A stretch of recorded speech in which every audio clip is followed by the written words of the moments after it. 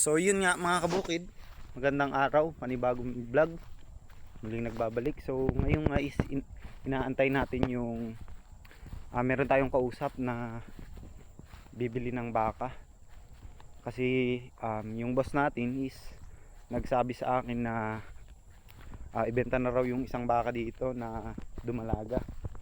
So tinext ko na yung bibili. So antayin na natin siya.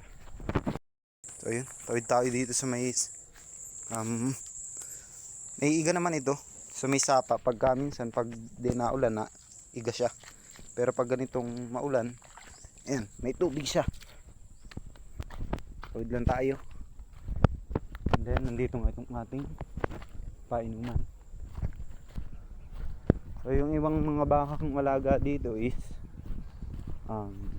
lahat yun sila is amo ko. So nandun sila sa may likod, nakasuga sila doon sila nakasuga kasi medyo pinapalamban natin yung mga damo para syempre meron makain yung mga baka sa susunod na mga araw.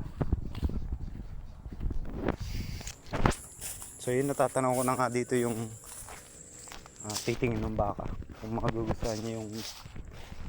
So ito yung baka na ibebenta natin, yung dumalaga.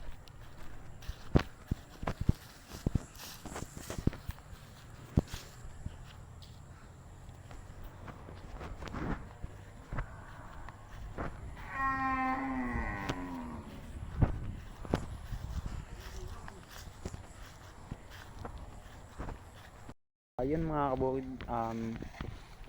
hindi sila nagkasundo yung boss ko sa presyo ng baka. Kaya sabi nung nagtingin kanina, subukan daw nilang pag-isipan. So babalik sila. Kasi yung tunay na bibilis wala. Bali yung kasamahan niya ang pumunta muna dito, parang tiningnan muna. Kasi wala pa raw yung tunay na bibili talaga. So ito nga yun yung ibebenta natin sa kanila. Si Whitney, pinangalanan namin tong Whitney kasi nga. So antay lang namin yung kung magkasundo sila. Bali kinausap na rin ng boss ko.